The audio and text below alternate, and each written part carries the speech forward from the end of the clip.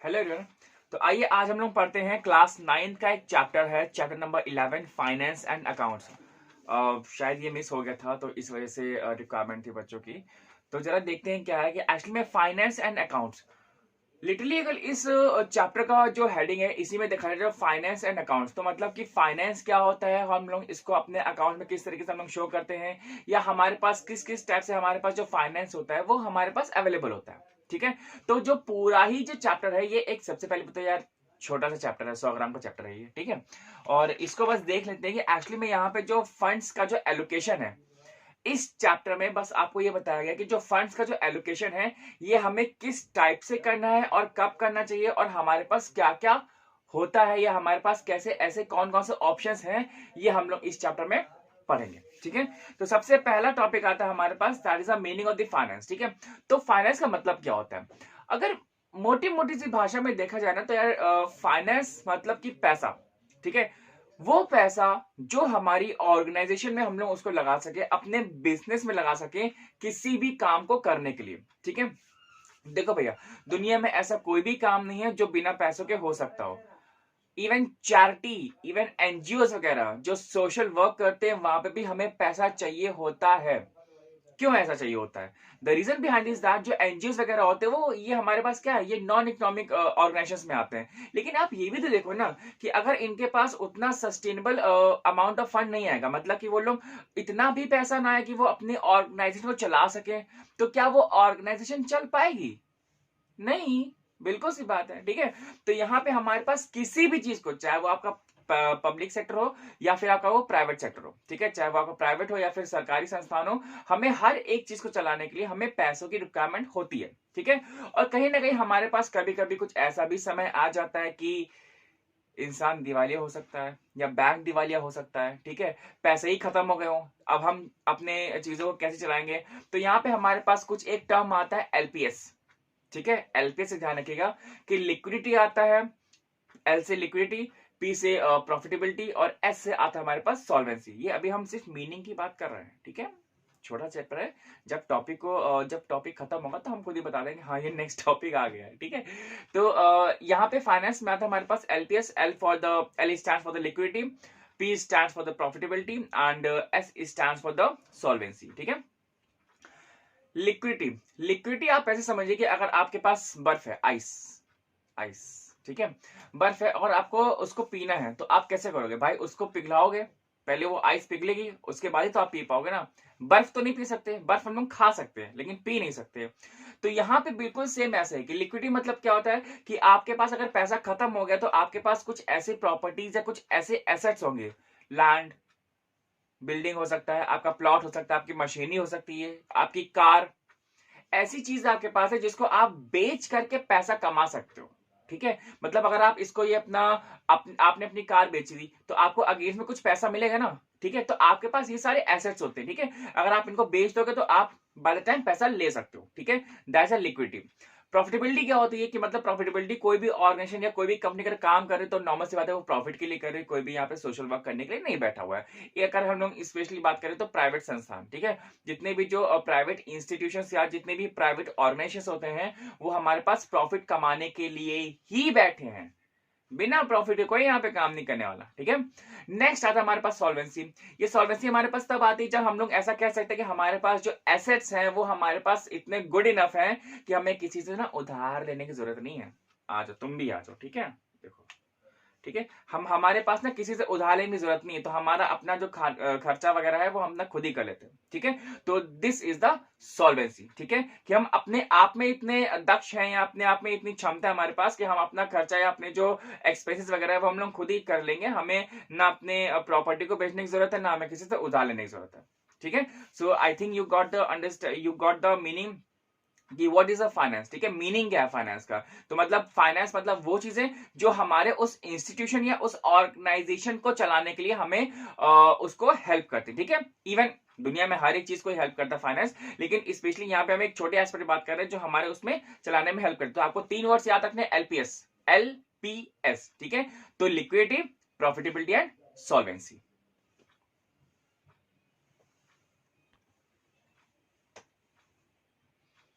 अब next topic हमारे पास आता है, that is the functions of finance and accounts department. ठीक है, अब यहाँ पे अगर हम लोग बात कर लेते हैं तो अब हम लोग फंक्शंस देखते हैं क्या क्या है। तो सबसे पहला फंक्शन आता है हमारे पास एस्टिमेटिंग द फाइनेंशियल रिक्वायरमेंट्स। ठीक है, अब एस्टिमेट करना, यार एस्टिमेशन नहीं में देखना है ना, तो फाइनेंशियल रिक्वायरमेंट को देखना कि हमारे पास फाइनेंशियल रिक्वायरमेंट्स कैसी है। देखो भैया, फाइनेंशियल रिक्वायरमेंट्स जो होती है हमारे पास दो टाइप की हो सकती है। ये पहली बात तो हमारे पास आता है शॉर्ट टर्म, फिर आता है हमारे पास लॉन्ग टर्म। ठीक है, तो दो चीजें हो सकती है, एक हमारे पास शॉर्ट टर्म है और एक हमारे पास लॉन्ग टर्म है। तो अगर हमें पैसा कभी किसी से उधार चाहिए होता है, अगर हम लोग शॉर्ट टर्म की बात करें, तो अपने फ्रेंड से, रिलेटिव्स वगैरह जो होते हैं, जो रिश्तेदार वगैरह जो होते हैं, हम लोग उनसे ले सकते हैं। ठीक है, तो भैया ठीक है, 1000 रुपए, 2000 रुपए, 10,000 रुपए, लाख रुपए, 2 लाख रुपए भी हम लोग आराम से ले सकते हैं। अगर वो लोग देंगे तो हम लोग ले लेंगे। ठीक है, तो ये हमारे पास शॉर्ट टर्म पीरियड है, मतलब कि अगर हमें उनको वापस भी करना है 2 महीने, 6 महीने, साल भर तक चल जाएगा। लेकिन अगर हमें लॉन्ग टर्म पैसा लेना होता है, मान लो 10 साल के लिए, 15 साल, 20 साल के लिए, तो वहां पे हम लोग क्या करते हैं, वो हमारे पास लॉन्ग टर्म अलग रिक्वायरमेंट होती है। तो अब वो रिश्तेदार ना, क्या होता है रिश्तेदारों का, तो रिश्तेदार लॉन्ग टर्म के लिए तो पैसा दे नहीं सकते। ठीक है, तो हम लोग जाते हैं एक बैंकिंग इंस्टीट्यूशंस के पास। ठीक है, तो जितनी भी हमारे पास जो पैसा जो देते हैं, मतलब कि जितने भी जो फाइनेंशियल इंस्टीट्यूशन हो जाएंगे, हम लोग लॉन्ग टर्म का अगर हमें लोन लेना होता है तो हम लोग बैंक से लेते हैं। क्यों ऐसा होता है कि जितने बड़े बड़े जो इंडस्ट्रीज वगैरह होते हैं, जितने जो बड़े बड़े बिजनेसमैन होते हैं, वो लोन लेते हैं बैंक से। ठीक है, द रीजन इज दैट कि जो बैंक होता है वो पहली बात तो वो आपको ब्याज दर कम कर देता है। ठीक है, और ये होता है कि आपको जो बैंक होता है ना, वो एक खुद ही एक इतना बड़ा इंस्टीट्यूशन है कि आपको उतना बड़ा लोन दे देगा। और वो जितने बड़े बड़े जो लॉन्ग टर्म पीरियड होते हैं, 20 साल, 25 साल, 50 साल तक का वो रिक्वायरमेंट रहता है कि हाँ चलो भाई ठीक है, आप दे दो ना 50 साल में, ठीक है आप दे देना। ठीक है, तो ये रहता है। तो अगर हमें शॉर्ट टर्म लोन चाहिए होता है तब भी हम लोग बैंक के पास जा सकते हैं, ऐसी तो कोई दिक्कत की बात नहीं है। लेकिन लॉन्ग टर्म भी लोन चाहिए होता है तो हम लोग ये प्रीफर करते हैं कि हमें इंस्टीट्यूशन के पास ही जाना चाहिए, जितने भी जो बैंकिंग जो या फिर फाइनेंशियल इंस्टीट्यूशन उनके पास जाना चाहिए। तो यहाँ पे हम लोग देखते हैं कि हमारा जो रिक्वायरमेंट है फंड्स का, ठीक है, वो कैसा है, वो शॉर्ट टर्म है कि लॉन्ग टर्म है। ठीक है, ये हमें एस्टिमेट करना पड़ता है। That totally depends upon the our organisation and the business, कि हमारा बिजनेस कैसा है। अगर हमारा बिजनेस छोटा है तो हमें कम रिक्वायरमेंट्स की जरूरत पड़ सकती है, या अगर हमारा बिजनेस बहुत बड़ा है, अगर हम चाहते हैं भाई साहब 500 करोड़ तक लग जाएगा या 1000 करोड़ तक लग जाएगा, तो फिर हमें बैंक जाना पड़ जाएगा कि भैया हमें अपने बिजनेस का एक्सपेंशन करना है और उस एक्सपेंशन के रिगार्डिंग मेरे को इतना इतना फंड चाहिए, तो आप प्लीज मेरे को लोन सैंक्शन कर दीजिए। तो ये हो सकता है। अब यहाँ पे हम लोग सेकंड पॉइंट पे आते हैं, that is the designing the capital structure. हम लोगों ने ये तो डिसाइड कर लिया कि हम लोगों को क्या करना है, शॉर्ट टर्म लोन लेना है कि लॉन्ग टर्म लोन लेना है। अब हमें वो जो पैसा है वो अपने बिजनेस में या अपने उस ऑर्गेनाइजेशन में लाना कैसे, ये हमें डिसाइड करना है। द थिंग इज दैट कि हम लोग यहाँ पे पैसा किस तरीके से ला सकते हैं भैया, कई टाइप के फंड्स के हम लोग कलेक्ट कर सकते हैं। जैसे सबसे पहला था हमारे पास equity share holders, preference share holders हो सकते हैं, डिबेंचर्स हो सकता है, बैंक हो सकता है, अदर इंस्टीट्यूशंस या पब्लिक डिपॉजिट से भी हम लोग कर सकते हैं, या अदर ये हमारे पास जो सोर्सेस होते हैं। तो हम लोग यहाँ पे इसकी हेल्प ले सकते हैं, जिससे कि हमें अपने बिजनेस को चलाने के लिए कुछ फंड की रिक्वायरमेंट है, तो वो हमारे पास फंड्स की रिक्वायरमेंट पूरी हो जाए। अच्छा, ये जितने भी जो चीजें होती हैं, हम क्या बात कर रहे हैं, हमें पैसा चाहिए, हम किसी से पैसा ले रहे हैं, तो भाई हमें पैसा कोई क्यों देगा, शक्ल अच्छी है क्या, ऐसा भी तो नहीं है ना कि शक्ल अच्छी है तो किसी ने हमें पैसा दे दिया। द रीजन इज दैट कि जब भी हमें कोई पैसा देता है तो वो हमें ये सोच के देता है कि हम यहाँ से कुछ आरओआई लेंगे, मतलब कि यहाँ से हमें कुछ रिटर्न मिलेगा। भाई अगर कोई फॉर एग्जाम्पल मान लो कि अगर कोई 100 रुपए में दे रहा है, तो वो यही सोचता है ना कि यार 1 साल बाद हमें 10% का रिटर्न मिलेगा, तो अगले साल हम उसको कितना देंगे, 110 रुपीज या 110 रुपए दे देंगे। तो हर एक कोई जो भी हमें पैसा देता है तो हमें उसको रिटर्न देना ही पड़ता है, चाहे वो इक्विटी में हो, चाहे वो प्रेफरेंस में हो, चाहे आपको डेटर्स हो, चाहे आपके बैंक ही इवन क्यों ना हो, कोई ना कोई तो इंटरेस्ट चार्ज करेगा ना। हमें उनके जितने भी जो शेयर होल्डर्स होते हैं हमें उनको डिविडेंड देना पड़ता है, और जो बैंक्स होते हैं हमें उनको इंटरेस्ट देना पड़ता है। The thing is this only, ठीक है, हमें हमारे टाइम पे पैसा मिल गया, हमारे टाइम पे हमारा बिजनेस चल रहा है, वो हमारे लिए मच मोर देन इनफ है। ठीक है, अब जो जिन्होंने पैसा दिया है उनके पैसों का क्या, ठीक है, पैसा तो उन्होंने हमारे बिजनेस से लगाया है, अगर पैसा ही निकाल लेंगे तो हमारा बिजनेस तो फिर बंद हो गया ना। ठीक है, तो इसलिए हमें at the end of the year हमें उनको डिविडेंड या फिर इंटरेस्ट पे करना पड़ता है। ठीक है, जिससे कि हमारा वो जो उनका पैसा जो है हमारे बिजनेस में लगा रहे और हम उस पैसे से या उस बिजनेस से हम और ग्रो कर सके। ठीक है, अच्छा यहाँ पे एक चीज और आप समझिएगा कि यहाँ पे जो इक्विटी शेयर होल्डर होते हैं और जो प्रेफरेंस बैंकर्स, फाइनेंशियल इंस्टीट्यूशंस वगैरह जो भी होते हैं, एक बात आप ध्यान रखिए कि इनमें हमें एक बहुत ही अच्छे से बैलेंस बनाना पड़ता है, लेकिन आप एक बात हमेशा ध्यान रखिएगा कि जो इक्विटी शेयर होल्डर होते हैं वो हमारे पास कौन होते हैं, they are the real owner of the company. और जो प्रेफरेंस शेयर होल्डर होते हैं they are the real creators of the company, ठीक है। तो उनका जो प्रेफरेंस शेयर क्या, जितने भी बैंकर्स होते हैं, जो पब्लिक डिपॉजिट वगैरह होती है, या जो डेटर्स होते हैं, ये सभी लोग हमारे पास क्रिएटर्स होते हैं, ठीक है। इन्होंने हमारी बिजनेस में पैसा लगाया है, लेकिन उनका उस कंपनी में मालिकाना हक नहीं है। मतलब कि सिर्फ वो पैसा लगाते हैं, लेकिन जितना भी जो कंपनी जो चला रहा है, जिसकी जो प्लानिंग है, जो स्ट्रैटेजी है, जो कंपनी को रन कर रहा है, वो कौन है हमारे पास, इक्विटी शेयर होल्डर। बाकी जितने भी हैं वो हमारे पास क्या है, वो क्रिएटर्स है, they are the real owners. और ये हाँ, हम लोग इनको कहते हैं they are the real creditors, ठीक है। इसीलिए इन्होंने सिर्फ पैसा लगाया है, काम नहीं कर रहे हैं, लेकिन यहाँ पे इक्विटी शेयर होल्डर जो होते हैं वो काम भी कर रहे हैं और प्लस पैसा भी लगाते हैं। अब नेक्स्ट टॉपिक हमारे पास रेजिंग द फंड, ठीक है। हम लोग यहाँ पे कैसे कर सकते हैं, जैसे आपकी बुक में दिया हुआ है कि यहाँ पे हमारा जो काम होता है ये हम लोग सेबी से कर सकते हैं। सेबी एक्चुअली में होता नहीं है, सिंपल आप लोगों ने, मैं बताऊँ कि जो नाम सुना होगा ना कि निफ्टी एंड सेंसेक्स, ठीक है। तो यहाँ पे जो हमारी जो कंपनीज होती है, हमारे कुछ लिस्टेड कंपनीज होती हैं, ठीक है। सेंसेक्स में अराउंड 30 समथिंग कुछ होती हैं, एंड जो निफ्टी में होती है, निफ्टी 50, वहां पे 50 कंपनियां होती हैं। तो यहाँ पे जो सेंसेक्स और जो निफ्टी का जो उतार चढ़ाव होता है, कि आज सुना आपने कि जो सेंसेक्स है वो 30,000 पे या 40,000 पे आज बंद हुआ है, जो निफ्टी है वो इतने में बंद हुआ है, वो उतने में बंद हुआ है, 15,000 20,000 ऐसे ही कुछ चलता है। तो यहाँ पे द थिंग इज दैट कि जो भी जो कंपनीज होती हैं, इन पे जब ये कंपनी लिस्टेड होती हैं, तो यहाँ पे इनकी जो टॉप पे कंपनी होगी वो उसकी जो वैल्यू उतनी अच्छी होगी मार्केट में। लेकिन हमको और आपको कैसे मालूम है कि ये कंपनी अच्छा काम कर रही है कि नहीं कर रही है? जो बाहर विदेश में जो बैठे हुए हैं लोग, क्या उनको कैसे मालूम है कि भाई इंडिया में ऐसी कौन सी अच्छी कंपनी है जो अच्छा परफॉर्म कर रही है? तो द रीजन इज दैट कि हम लोग बस शेयर मार्केट देख लें कि वहां पे जो कंपनीज है, वहां पे लिस्टेड कंपनीज कौन कौन सी हैं, और हमको ऐसा लगता है कि जो कंपनीज टॉप पे रहती है तो उनका जो परफॉर्मेंस है वो अच्छा है, तो वहां पे हम लोग उनके शेयर खरीद सकते हैं और अगेंस्ट में हमें वहां पे डिविडेंड मिल जाएगा। As simple is that. लेकिन अब बहुत बार ऐसा भी होता है कि जो कंपनीज जो होती हैं वो अपना जो डेटा जो होता है वो मैनिपुलेट करती है, ठीक है। मैनिपुलेट का मतलब क्या होता है कि मतलब कुछ धोखा करती है, मतलब कि कंपनी की रियल में वैल्यू कुछ और होती है और वो शो कुछ और करती है, ठीक है। मतलब ऐसा होता है ना, मतलब जैसे मान लो आपने कोई कार खरीदी 10 लाख की, ठीक है। आपने जो कार है आपने वो लिस्ट कर दी कि हाँ भैया XYZ कार की हमारी है और ये हमारी कार है, बढ़िया चलती है। आपने बहुत उसमें बिंदी लिपस्टिक पाउडर सब लगा दिया, ठीक है, चिकोलाइट कर दिया, और उस कार में द थिंग इज दैट उसका इंजन खराब है। मतलब वो कहो कि 1 लीटर में को एक ही किलोमीटर, सॉरी हाँ, 1 लीटर पेट्रोल में 1 किलोमीटर ही चल रही हो। तो आपने कार को बहुत सजा तो दिया, लेकिन द रीजन इज दैट कि जो भी उस कार को खरीदेगा ना भाई साहब, वो पछताएगा। क्यों? क्योंकि वो माइलेज ही नहीं दे रही है। यही सेम काम हमारे पास होता है सेंसेक्स और निफ्टी में।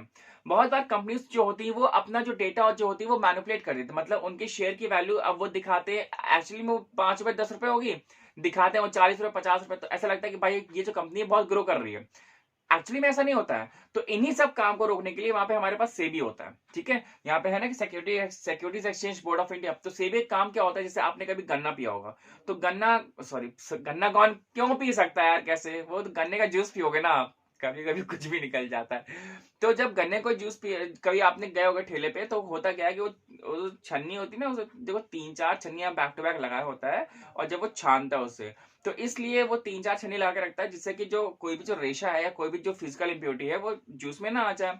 तो जो आपको जो ग्लास मिलता है जूस का ना, वो गन्ने का बहुत ही प्योर होता है और आप उसको आराम से पी सकते हो। तो सेबी काम यहाँ पे यही होता है, वो ये देखता है कि जितनी भी जो कंपनीज हैं, क्या ये धोखाधड़ी तो नहीं कर रही है। ऐसा तो नहीं कि ये हमारे अगर उसमें जो लिस्टेड है कंपनी, अगर वो धोखाधड़ी करके या अपने कुछ डेटा का मैनिपुलेशन कर करके अगर वहां पे लिस्ट हो रही है, तो ये सेबी के ऊपर ये बहुत बड़ा क्वेश्चन मार्क हो जाता है कि जब आपको हमने इस चीज के लिए अपॉइंट किया था तो आप क्या कर रहे थे, अचार डाल रहे थे। तो यहाँ पे सेबी की रिस्पॉन्सिबिलिटी होती है, ठीक है। तो इसीलिए कभी आपने देखा ना कि कभी कभी रिलायंस इंडस्ट्री से भी होता है या बड़ी बड़ी कंपनी से भी जो सेबी होता है वो फाइन लगा देती है। क्यों? कि इसीलिए कि आप इस टर्म्स एंड कंडीशंस को वॉलेट कर रहे थे, उस चीजों को वॉलेट कर रहे थे, तो यहाँ पे वॉलेशन नहीं चलता है, ठीक है। और अगर आप यहाँ पे किसी देश के स्टॉक एक्सचेंज में आकर के धोखाधड़ी करेंगे तो यहाँ पे देश की तो आप बात ही छोड़ दो, यहाँ पे डोमेस्टिक के तो लोग पागल ही हैं, लेकिन बाहर क्या इमेज बनेगी कि इंडिया के स्टॉक एक्सचेंज में ये सब चीजें होती है, तो वहां पे फिर विदेश से कोई पैसा लगाएगा किसी कंपनी में? बिल्कुल नहीं लगाएगा। तो फिर एफडीआई आ नहीं पाएगी, बाहर से जो पैसा लगाते हैं लोग वो लगाएंगे नहीं, तो यहाँ पे हमारी कंपनी कैसी हो जाएगी? डूब जाएगी। नेक्स्ट हमारे पास आता है इन्वेस्टमेंट ऑफ फंड्स। ठीक है, अब हमारे पास जो पैसा आ गया है, कतई कतई घनघोर पैसा रखा हुआ है हमारे पास, तो अब जब हमारे पास पैसा आ गया तो हमें ये देखना चाहिए कि हम अपना जो पैसा है कहाँ पे हमें इन्वेस्ट करना चाहिए। द रीजन इज दैट कि हमें अपना पैसा ऐसी जगह पे इन्वेस्ट करना चाहिए जहां पे हमें रिटर्न ज्यादा मिले। क्यों ऐसा? द रीजन इज दैट कि हम लोगों ने पहली बात तो इतनी मेहनत से यार पैसा इकट्ठा किया, अब क्या कोई चाहता है कि कोई कंपनी चाहती है कि उसका पैसा चला जाए फालतू में ऐसे ही? नहीं ना। तो द रीजन इज दैट कि जब भी आप अपना पैसा कमा लेते हो या कहीं से आप कलेक्ट करते हो तो आप चाहते हो कि हम अपने फंड्स को बहुत ही अच्छी जगह पे लगाए जहां से हमें और पैसा मिले। ठीक है, तो अगर आपके पास कहीं पे, अगर आप किसी अच्छी जगह पे लगा रहे हो, कोई प्रोडक्टिव बिजनेस है, आप वहां पे लगा सकते हो। अगर पैसा आपका आइडल पड़ा हुआ तो आप उसको बैंक में रख सकते हो, तो बैंक आपको इंटरेस्ट दे देगा उस चीज का। क्लियर है? तो हमें ऐसी जगह पे नहीं लगाना चाहिए कि हाँ भैया कोई कंपनी है, बोलेगी एबीसी कंपनी है कि भैया सुबह पैसा लगाओ 2 करोड़ रुपए या 1 करोड़ रुपए, शाम तक डबल। अब लगा दिया भाई, लालच में करे यार शाम को डबल मिल जाएगा, पता चला जो 1 करोड़ था वो भी लेके भागे कंपनी। क्या बात है? ठीक है, तो ये चीजें हमें काम नहीं करनी चाहिए। नेक्स्ट टॉपिक हमारे पास मैनेजमेंट ऑफ कैश। ठीक है, अब मैनेजमेंट ऑफ कैश का मतलब क्या है कि हमें किस तरीके से अपने कैश को मैनेज करना चाहिए। अभी हम लोगों ने पढ़ा था इन्वेस्टमेंट, कहाँ पे इन्वेस्टमेंट करनी चाहिए, अब हमें यहाँ पे आ रहा मैनेजमेंट। ठीक है, द रीजन इज दैट कि देखो भैया हमारे पास ना हर एक ना डे टू डे एक्सपेंसेस होते हैं, रोज खर्चा हमें करना ही करना है। अब कहते सर मैं तो खर्चा करता नहीं हूँ, मैं मेरे कोई एक्सपेंसेस नहीं है। तो भैया ब्रश करते हो, नहाते हो, धोते हो, नहाने धोने में पानी वेस्ट होता है, ब्रश करने में टूथपेस्ट वेस्ट होता है, साबुन वेस्ट होता है, नाश्ता करने में कुछ ना कुछ हो जाता ही है। ठीक है, मान लो कि जो भी आपने ब्रश किया उस पेस्ट की, उतने पेस्ट की वैल्यू 1 रुपए होगी। आपने जो नहाया है उस उतने साबुन जितना आपने यूज किया है उस साबुन की वैल्यू आपने 2 रुपए खर्चा करती होगी। आप कुछ तो कर रहे हो ना। ठीक है, डे टू डे एक्सपेंसेस हमारे पास होते हैं, नो डाउट होते हैं, हर एक के साथ होते हैं, कोई दिक्कत की बात नहीं। तो वहां पे जो डेली एक्सपेंसेस आप करते हो उसको हम लोग बोलते हैं वर्किंग कैपिटल। ठीक है, तो बहुत बार देखो हमारे पास कंपनी के पास दो टाइप के कैपिटल होते हैं जो हमारे पास होते हैं, फिक्स्ड कैपिटल, एक होते हैं हमारे पास वर्किंग कैपिटल। तो fixed capital, working capital. Fixed हमारे पास क्या होती है, जैसे फिक्स्ड नाम में है फिक्स्ड कि लैंड, लेबर, मशीनरी, प्लांट्स, तो ये जो सारी चीजें होती है ये हमारे पास क्या होते हैं, फिक्स्ड है, आप इनको कुछ नहीं कर सकते ना। वैसे लैंड, लेबर, प्लॉट हो गया, बिल्डिंग हो गई, ठीक है, ये हमारे पास एसेट्स हैं। अगर आपको कुछ काम करना, अगर आपको मान लो कि कोई चीजें बनानी, जैसे मान लो कि आप चश्मा बना रहे हो, आपकी फैक्ट्री में चश्मा बनता है, तो भाई साहब जब तक आपके यहाँ पे मशीन ही नहीं होगी चश्मा बनाने की तो क्या आप चश्मा बना पाओगे? नहीं ना। ठीक है, तो यहाँ पे हमारे पास मशीन होना जरूरी, तो ये हम लोग बोलते हैं फिक्स कैपिटल कि आपने मान लो कि 10 लाख की मशीन को खरीदी है तो वो आपके यहाँ पे पड़ी हुई है तो वो फिक्स्ड है ना, आप उसको यूज थोड़ी करोगे। ठीक है, मतलब कि बेचने के काम में यूज नहीं करोगे ना, गलत मत समझ लेना। तो आप उसको तो नहीं बेच दोगे, वो तो आपको चश्मा बनाना तो आपको तो वो मशीन तो रखनी पड़ेगी। बिल्डिंग होगी आपके घर में, जो प्लांट वगैरह आपने लगाया है वो तो होगा ही होगा। ठीक है, so that is a fixed capital. Working capital हमारे पास क्या होती है, सपोज दैट कि ये जो चश्मा था ये अब प्लास्टिक का चश्मा है, फाइबर का है, तो यहाँ पे आपको प्लास्टिक के दाने खरीदने पड़ेंगे कहीं से। आपने रॉ मटेरियल लिया भैया प्लास्टिक के दाने खरीदने की, क्योंकि आपको चश्मा का फ्रेम बनाना है। तो आपने किया क्या, आप ये कह रहे हो कि भैया हमें जो रोज है वो 10 लाख रुपए चाहिए जिससे कि हम इस चश्मे का फ्रेम बना सकें। सिर्फ रोज 10 लाख तो चाहिए ही चाहिए। ठीक है, बिना 10 लाख के तो हमें तो काम ही नहीं बन पाएगा, हमारा चश्मा बन ही नहीं पाएगा, काम ही नहीं होगा उस दिन फैक्ट्री में। तो उसको हम लोग बोलते हैं वर्किंग कैपिटल। ठीक है, जो डेली एक्सपेंसेस होते हैं, छोटे छोटे बहुत सारे मिसलेनियस एक्सपेंसेस वगैरह भी होते हैं जो कि हमें देखने पड़ते हैं, लेकिन हम एक मोटी मोटी से बात कर रहे हैं। जो fixed capital, machinery, plant machinery and plot वगैरह, बिल्डिंग हो जाएगा, ये आपका हो जाएगा फिक्स्ड कैपिटल। जो वर्किंग कैपिटल है वो आपके पास हो गए प्लास्टिक के दाने। ठीक है, आपकी इलेक्ट्रिसिटी हो जाएगी। ठीक है, आपके जो मोबिल ऑयल्स वगैरह हो जाएंगे, जो मशीन में आप ऑयलिंग वगैरह करते हो, जो मेंटेनेंस जाता है रोज का, वो भी आपका वर्किंग कैपिटल में हो सकता है। ठीक है, तो यहाँ पे बात कैश की हो रही है, तो यहाँ पे जो कैश है ना ये एक मूर्खता हो जाती है आइडल रखना। अभी हमने क्या कहा कि अगर आपके पास मान लो कि 10 करोड़ की इन्वेस्टमेंट आ गई है और आपने लगाया है सिर्फ 2 करोड़ या मान लो 5 ही करोड़ लगाया हुआ है, ठीक है, बिजनेस में, तो 5 करोड़ तो ऐसा रखा हुआ है ना, 5 करोड़ का छुपा के रख लोगे या छुपा के रखोगे तो क्या पैसा बढ़ेगा? नहीं बढ़ेगा ना। तो पैसे को छुपा करके और अपने घर पे या अपने ऑफिस में रखना कतई मूर्खता है, बिल्कुल मत करिए, ठीक है। उस पैसों को आप बैंक में रख दीजिए, तो जो बैंक है आपको उस पैसों को क्या देगा, वो इंटरेस्ट देगा, तो आपका पैसा ग्रो हो रहा है ना। हर एक कोई चाहता है भाई इसका पैसा ग्रो हो, ठीक है। तो यहाँ पे हमें पैसों को आइडियल नहीं रखना है, ये नहीं घर पे छुपा के रख दिया, नहीं, उसको बैंक में डालिए जिससे बैंक आपको इंटरेस्ट दे, ठीक है। नेक्स्ट पॉइंट है हमारे पास डिस्पोजल ऑफ अर्निंग्स, ठीक है। अब यहाँ पे अर्निंग, हमने पैसों का लगाया, हमारा बिजनेस चल रहा है, अच्छा चल रहा है, अब जो अर्निंग हो रही है हमें उसका क्या करना है, डिविडेंड देना है, अपना जो बिजनेस उसको बढ़ाना है, एक्सपैंड करना है, क्या करना है, ठीक है। जब हमारे पास जब एक्सपेंशन या सॉरी जब अर्निंग हो रही है, तो it is up to us that how we are going to allocate that surplus amount of money, ठीक है। तो जो सरप्लस हमारे पास पैसा आ रहा है, जो अर्निंग हो रही है, अब हमें उस पैसों का क्या करना है, तो ये हमें अपना डिसीजन बहुत ही अच्छे से और बहुत ही सोच समझ के लेना चाहिए।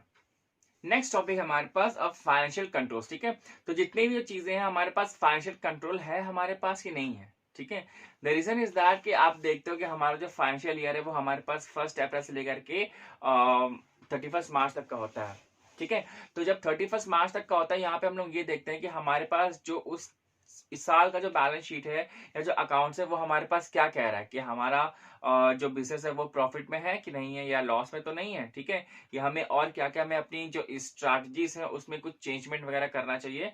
तो दिस इज द कंट्रोल, ठीक है। हम लोग अपने आप को कंट्रोल रख भी रहे हैं कि नहीं रख रहे हैं, जैसे यहाँ पे दिया हुआ ना कि रिटर्न ऑन इन्वेस्टमेंट है, बजटरी कंट्रोल है, इंटरनल ऑडिट है, रेशियो एनालिसिस है। तो ये सारी चीजें हमें करनी चाहिए जिससे कि हम अपने उस बिजनेस को और कैलकुलेट कर सके और कॉम्प्रिहेंसिव कर सके, जिससे कि हमारी जो पिछले साल की जो गलतियां हैं उसको ना दोहराते हुए हम अपनी कुछ प्लानिंग या कुछ अपनी स्ट्रैटेजी में हम लोग चेंज करें, जिससे कि हम अपने बिजनेस को और अच्छे से बढ़ा सके। नेक्स्ट और लास्ट टॉपिक हमारे पास अकाउंटिंग, ठीक है। तो अकाउंटिंग का मतलब ये हो जाता है जैसे कि देखो, कभी कभी पता नहीं आप लोग कौन कौन से स्कूल में पढ़ते हैं, आप लोग बहुत ही अच्छे अच्छे स्कूल में पढ़ते होंगे, आई होप सो। एंड कभी कभी ऐसा होता है ना कि जो छोटे स्कूल्स होते हैं वहाँ पे किसी एक सब्जेक्ट का जो टीचर होता है वो 2-3 सब्जेक्ट पढ़ा रहा है, जैसे मान लो एसएसटी है, history history civics geography economics, 4 subjects होते हैं। अगर कोई छोटा स्कूल है या मान लो कि बहुत ही ठीक ठाक स्कूल है तो उसमें शायद कोई चारों सब्जेक्ट्स एक ही टीचर ले रहा हो। लेकिन अगर बड़ा स्कूल है, बहुत ही बड़ा स्कूल है जहाँ पे सेक्शन EFGH तक जाते हैं, ठीक है, तो वहाँ पे हर एक सब्जेक्ट का अलग अलग इंडिविजुअल टीचर होगा। हिस्ट्री का अलग, सिविक्स का अलग, ज्योग्राफी का अलग, इकोनॉमिक्स का अलग टीचर, ठीक है। तो यहाँ पे जो टीचर्स होते हैं ये अलग अलग होते हैं। तो इसीलिए यहाँ पे भी बात वही की जा रही है कि जो बड़े बड़े फर्म्स होते हैं तो वहाँ पे जो अकाउंटिंग और जो फाइनेंस का डिपार्टमेंट होता है वो अलग अलग होता है। लेकिन जो छोटे फर्म्स होते हैं, जो बहुत ही छोटे से ठीक स्मॉल बिजनेस वगैरह होते हैं, तो वहाँ पे जो अकाउंटिंग और जो फाइनेंस होता है वो हमारा एक ही डिपार्टमेंट देख लेता है, तो उसमें ऐसी कोई दिक्कत की बात आती नहीं है, ठीक है। सो आई होप कि आपको ये चैप्टर अच्छे समझ में आएगा और जितने भी जो फंक्शंस वगैरह दिए गए हैं वो आपको अच्छे समझ में आएंगे। एंड अगर आपको कोई भी दिक्कत हो सकती है तो मेरा व्हाट्सएप नंबर आपके पास है, आप मेरे को व्हाट्सएप पे मैसेज कर सकते हैं और किसी भी असिस्टेंस के लिए। एंड बस आज के लिए इतने रखते हैं। This is दिवकुश।